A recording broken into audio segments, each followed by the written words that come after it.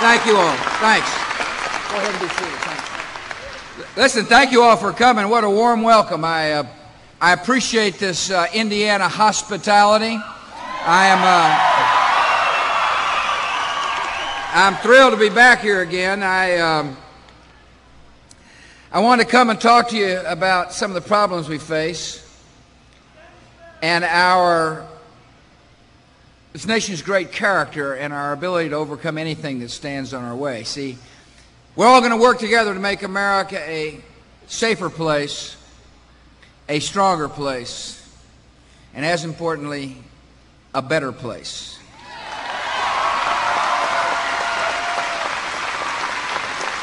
I appreciate John Barnes for introducing me. I appreciate all the good folks who put this event on. I want to thank my fellow citizens for coming out. I particularly want to thank those of you who brought your family members with you.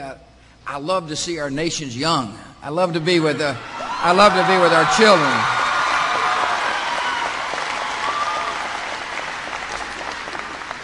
I want to thank the Mayor Lickey of South Bend, Indiana, for greeting me here. I want to thank Mayor Buter for coming as well. I want to thank Mayor David Miller for being here. I want to thank any local official who's taken time out of your busy day to come and say hello. There's one member of the Congress who is here today. That's Steve Booyer. I appreciate Booyer being with us.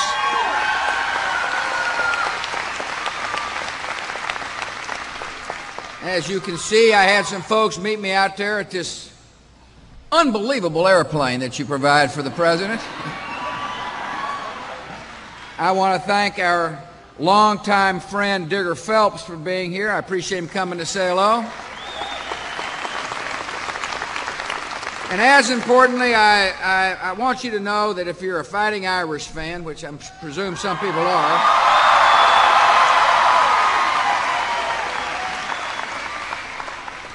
that this great university hired a really good man to be its head coach, Ty Willingham.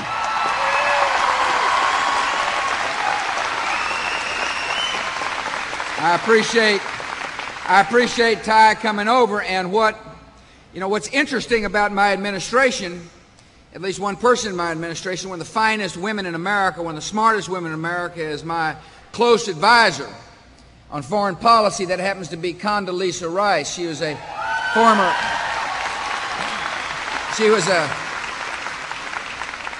former student here at Notre Dame, a former trustee at Stanford.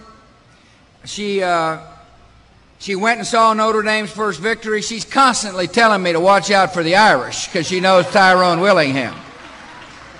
But anyway, I want to thank you all for coming. We've got some, big challenges facing this great nation.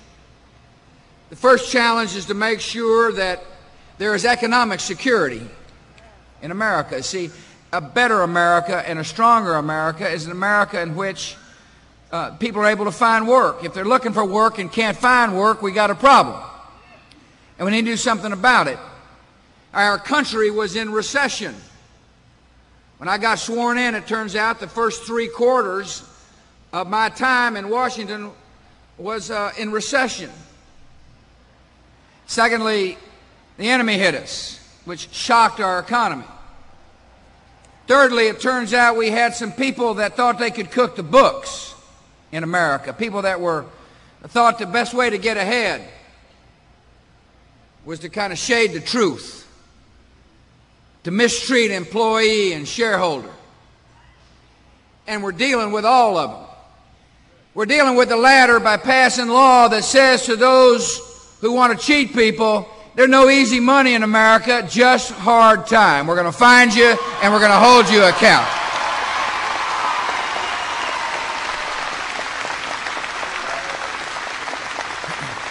We expect high standards. We expect high standards in America.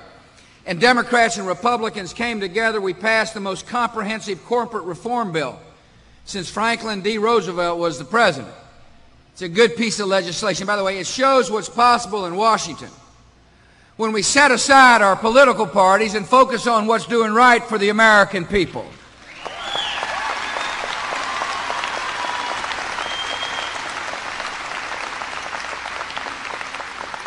but our economy got hurt. It was hurting and got hurt, but we're recovering. See, the foundations for growth are strong. Interest rates are low. Inflation is low. We got the best workers in the world. The worker of the American, the productivity of the American worker is up.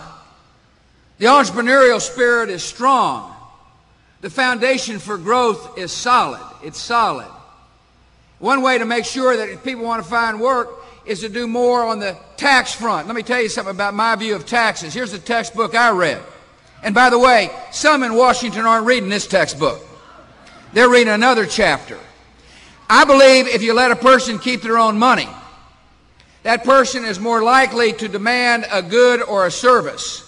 And when they demand a good or service in our society, somebody is more likely to produce it. And when somebody produces that good or service, somebody is more likely to find work. The tax relief we planned came at the right time in American economic history.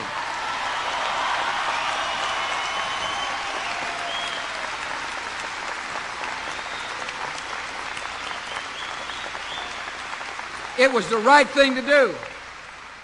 It was good for small business. America must understand that 70% of new jobs are created by small business people. And when you cut the tax rates like we did, and you understand most small businesses are sole proprietorships or limited partnerships. In other words, they pay tax at the personal income tax level. What we did was infuse capital into the small business sector of our society. People are more likely to find work because of the tax relief. We also did two other things important. One, we mitigated the damage done by the marriage penalty. Our tax code ought to encourage marriage, not discourage marriage.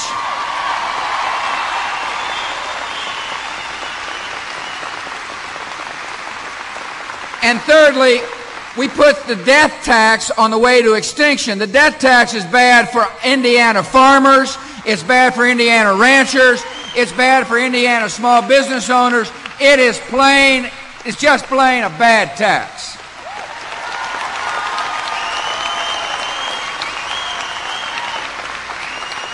But here's the problem. Here's the problem. Because of the Senate rules, all the tax relief that we passed, which both Republicans and Democrats voted for, goes away after 10 years. Now, that's a hard one to explain at the coffee shop there in Crawford. How do you say on the one hand you got tax relief, on the other hand you don't?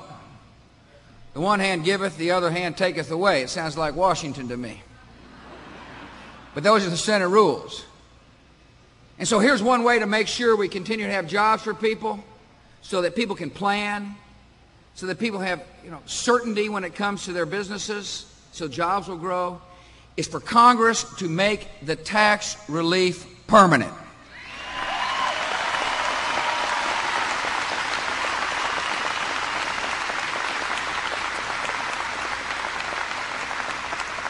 There are some who are beginning to make noises that they want to raise the taxes. They want to do away with the tax relief. For the sake of people who want to find work in America, for the sake of job creation, it is important for those voices in Congress to read the same textbook you and I have read, that tax relief is important for job creation.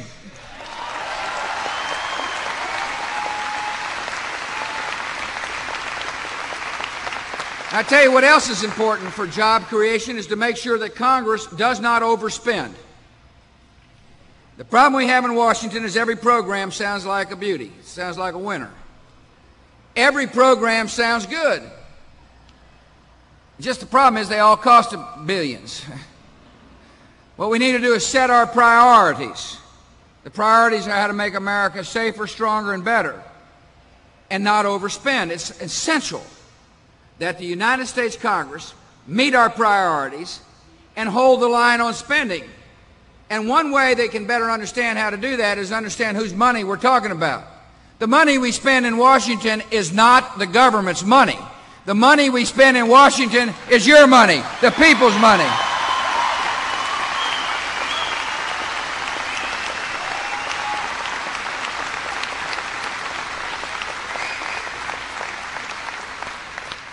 We need an energy bill in America. An energy bill will be good for job security. It'll also be good for national security. We need an energy bill which will encourage conservation, that'll help unleash the technology necessary for us to conserve more, the technologies and the research necessary for us to do a better job with renewable sources of energy. But at the same time, we got to understand technology has changed, and we can explore for energy here at home in safer ways. For the sake of job security and for the sake of national security. I say national security because we must do everything we can to become less dependent on foreign sources of crude oil.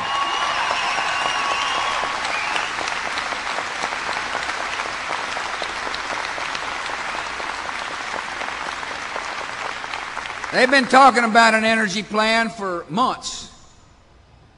And with a short time left before the Congress goes home for the elections, and for the sake of American jobs, they got to stop talking and get me an energy bill. For the sake of the country, what's best for the country is we need an energy policy, and we need, by the way, a terrorism insurance policy too. When the terrorists hit us, they affected the ability of people to be able to get insurance necessary to start construction projects. There are over $10 billion of construction projects which have been delayed because we can't get terrorism insurance for developers. Congress ought to help. Congress ought to help not for the sake necessarily of the developers, but for the sake of the over 300,000 hard hats who will be able to find work. If you want to help economic growth, Congress, get me a terrorism insurance bill that recognizes the importance of the hard hat, rewards the hard hats of America, and does not reward the plaintiffs' attorneys in this country.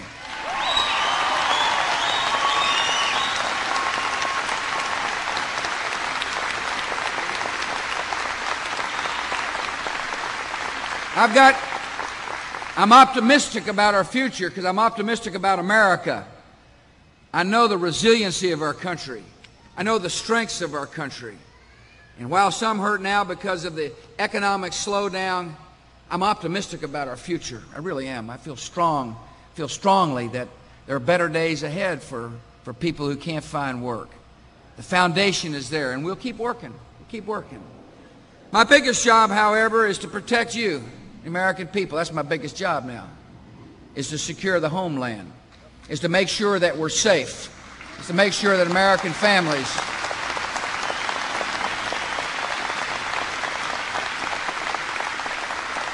our American families are protected.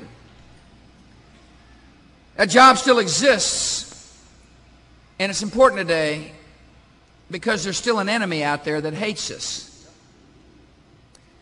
Now, it's really important for all of us to communicate the right message to our children when we talk with these harsh words. But you need to tell your kids that these killers hate America because of what we love. And what we love is we love freedom. We love the fact that freedom can worship the freedom to worship an almighty God the way we see fit.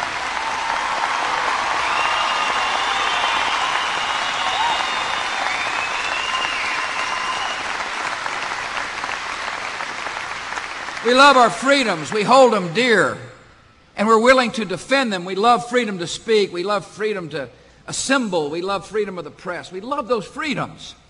And one of the other things that distinguishes from our enemy is that we value the worth of each life.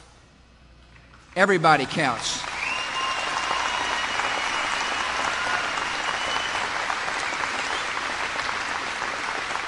Everybody matters. Each person has worth here in America. And that's not the way the enemy thinks, see.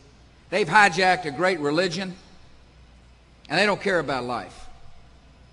They've got their desires, their dark ambitions. And if people getting away from them, that's just too bad as far as they're concerned. But the problem what they got is they got a mighty nation that stands between them and their ambitions.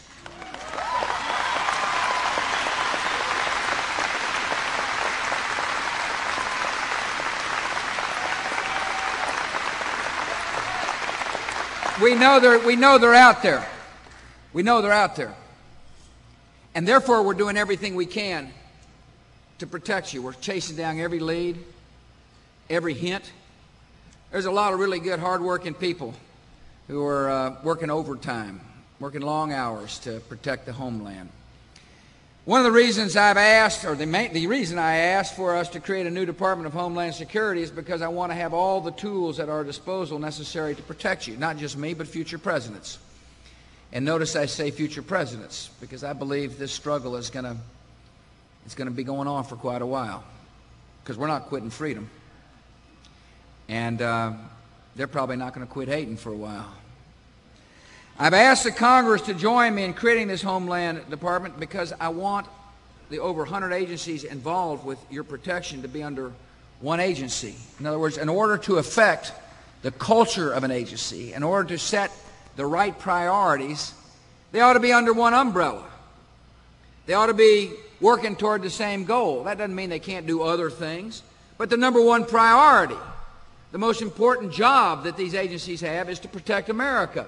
And we're making some progress. I appreciate the way the House voted the bill, but we got a little problem in the Senate. And here's the problem. I need flexibility in order to make decisions necessary to protect you. I'll give you an example. One of the most important things to secure our homeland is to do a better job on our borders. See, we need to know who's coming in the country. We need to know what they're bringing into the country.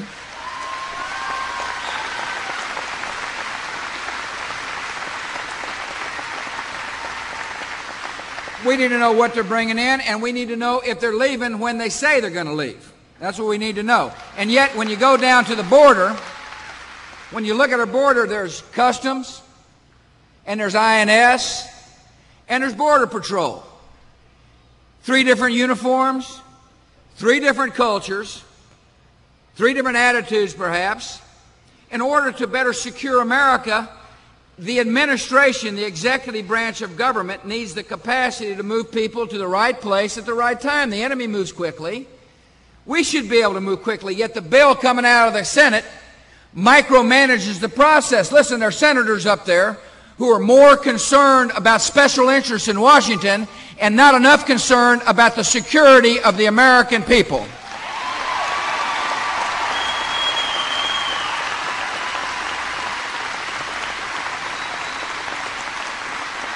And I'm not going to accept a lousy bill.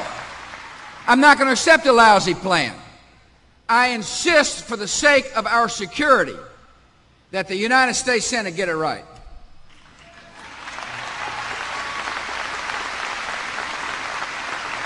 The best way to secure our homeland and the best way to make sure that our children can grow up in a free world is to hunt these killers down, one person at a time, and bring them to justice, which is exactly what we're going to do.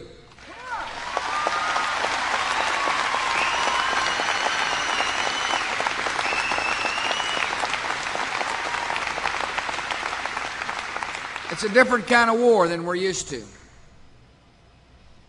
In the old days, they could count tanks and figure out how strong the enemy was. Or you could look at airplanes and formations and flotillas. This is a war where we're fighting tough people, smart killers, who hide in dark caves or who kind of slither into shadowy recesses in large cities and parts of the world and then send youngsters to their suicidal death. See, it's a different kind of war, which means we've got to think differently. We've got to be better at intelligence. We've got to uphold that doctrine that says either you're with us or you're with the terrorists.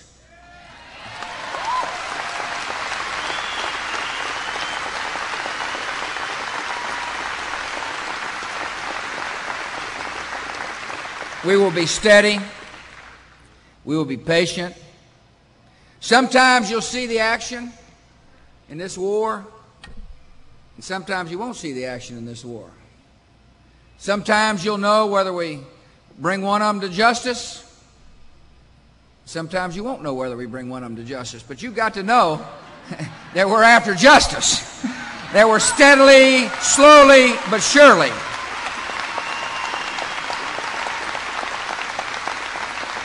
we are slowly but surely doing everything we can to protect the homeland.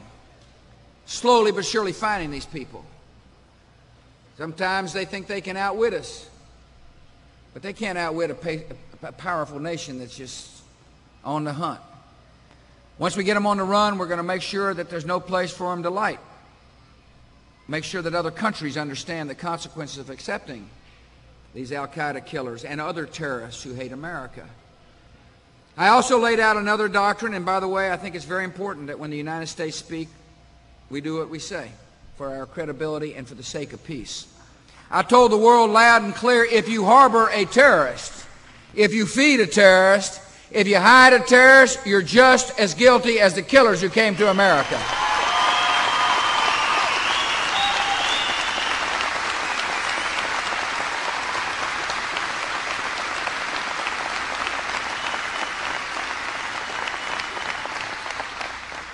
And one group of folks found out what we meant, the Taliban. I want you to tell your children this as well, that this great nation went into Afghanistan, and upholding that doctrine, we went into that country, not to conquer anybody, but to liberate people. See, every life matters to us. Every life matters. And you need to tell your young ones when they think about America and our values, that because of this country and our friends, many young girls went to school for the first time. We freed people from the clutches of a barbaric regime.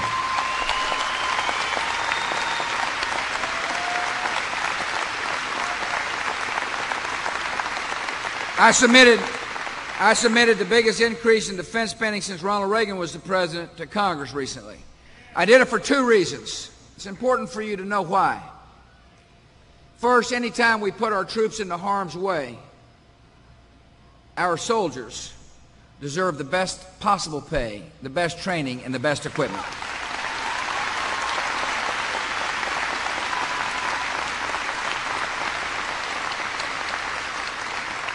We owe it to our troops, we owe it to those who are sacrificing for our country, and we owe it to their loved ones.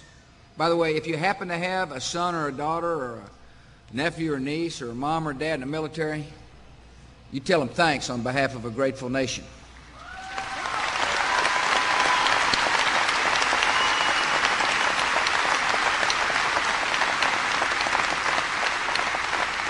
I submitted that bill that size because I wanted to send a message to friend and foe alike that we're in this deal for the long haul. That there's not a calendar on my desk that says by such and such a date we got to quit. See, we love freedom. And it doesn't matter how long it takes to defend freedom, we will defend freedom in America. That's what we're made out of. That's the fiber of our country.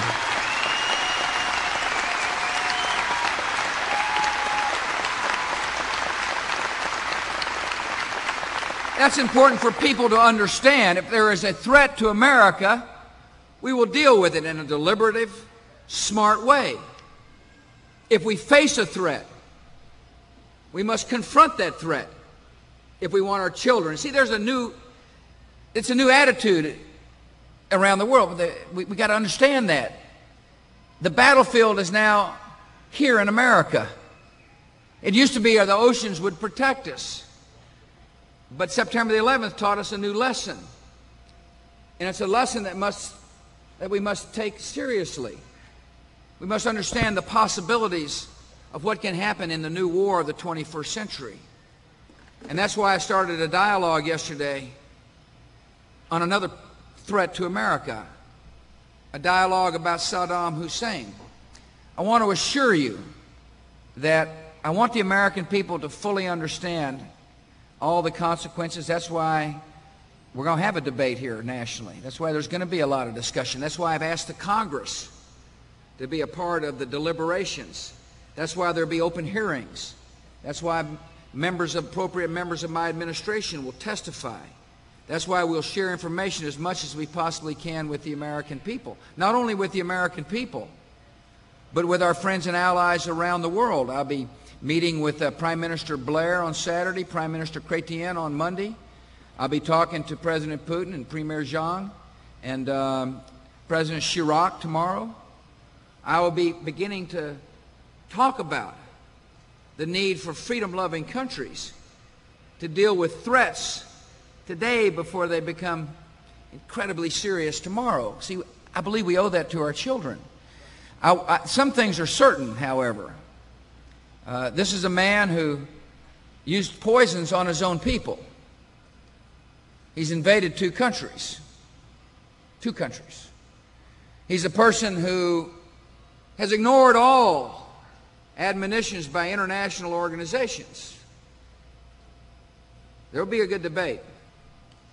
But I firmly believe that the world cannot allow the world's worst leaders to hold America blackmail, to threaten America, to threaten our peace, and threaten our friends and allies with the world's worst weapons.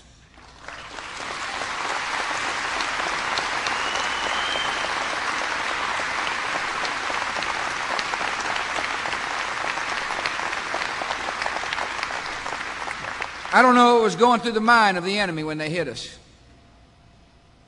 They probably thought, you know, America is so self-absorbed and so materialistic, so shallow and so selfish, that after September the 11th, they might file a lawsuit or two. But that's all they would do. No, they don't understand our country, do they? They don't understand the fact that when we need to be tough, we're plenty tough. And we need to be compassionate. We've got a huge heart. Out of the evil done to America is going to come some good. Out of the evil done to this country, see, the enemy never could predict that. Haters can't see. See, they can't see beyond their selfishness. But I see something different, and I know many Americans do as well. I see peace.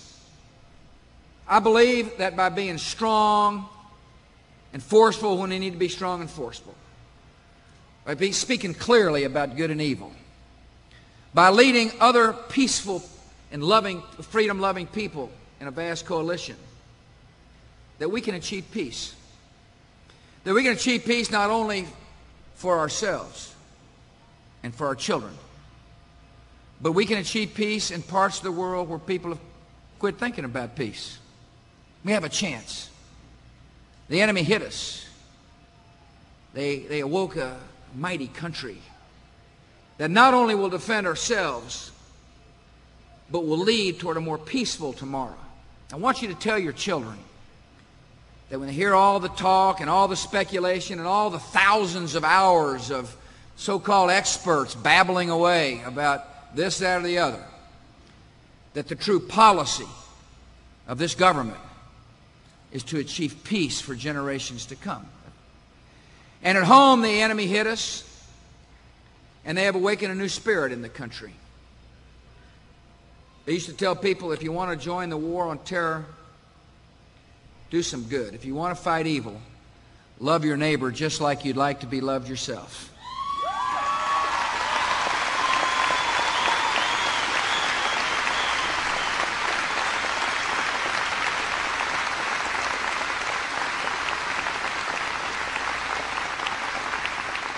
If you want to be a patriot, serve something greater than yourself.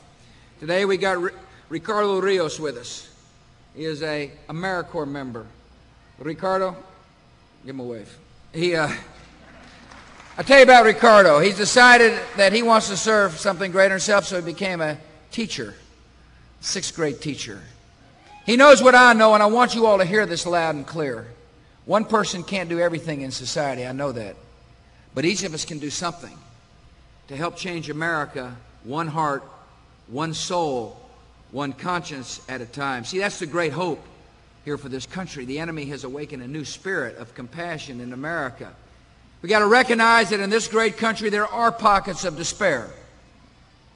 There are pockets of hopelessness. There's addiction. There are people who wonder about the American dream. And that can be changed.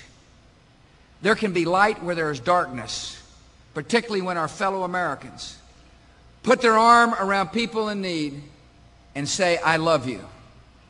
What can I do to help? How can I help make your life better? If you want to join the war on terror, if you want to be a part of the change in America, love your neighbor just like you'd like to be loved yourself. The enemy hit us.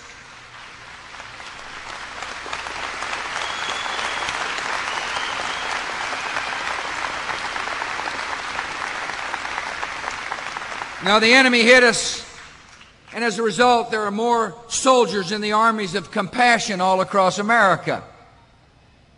The enemy hit us, and as a result, people have taken a step back and have asked, what's important in our lives? We've taken an assessment of our worth, assessment of our future. And as a result of what they have done, I think our culture is changing. Culture that used to say, if it feels good, just go ahead and do it. And if you got a problem, blame somebody else for your problem. To a new day in which each of us understand we are responsible for the decisions we make in life. If you're a mom or a dad, if you're lucky enough to be a mom or a dad, you're responsible for loving your child with all your heart and all your soul.